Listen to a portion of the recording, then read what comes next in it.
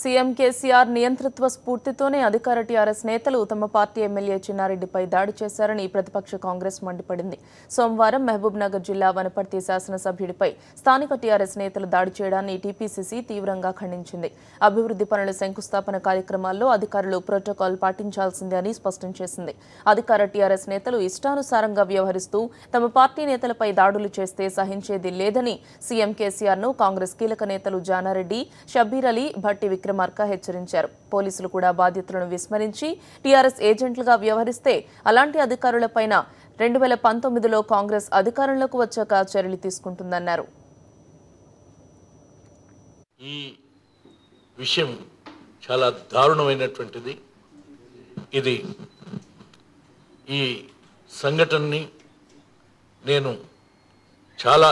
మేమందరం చాలా తీవ్రంగా ఖండించడంతో పాటు ఈ అరాజకత్వాన్ని, ఈ అణచివేత విధానాన్ని అవలంబిస్తున్నటువంటి ఈ టీఆర్ఎస్ శ్రేణుల్ని వెంటనే కట్టడి చేయాల్సినటువంటి అవసరం ఉందని ఈ ముఖ్యమంత్రి గారికి గుర్తు చేస్తున్నాను.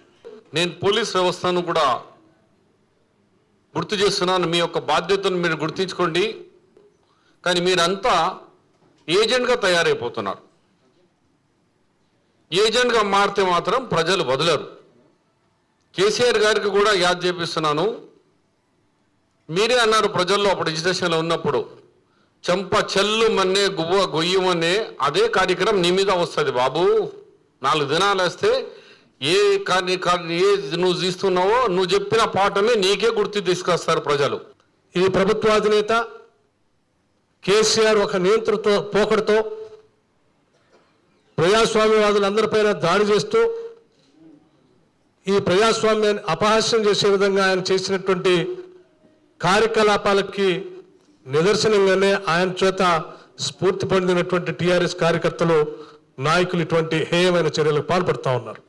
దాడి చేసినటువంటి వ్యక్తులు ఎంత పెద్దవాళ్ళు అయినప్పటికీ కూడా, ఏ స్థాయిలో ఉన్నటువంటి వాళ్ళైనా సరే వెంటనే అరెస్ట్ చేసి చట్టపరంగా చర్యలు తీసుకొని కఠినంగా శిక్షించాల్సిందిగా ఈ ప్రభుత్వాన్ని కోరుతా ఉన్నాం.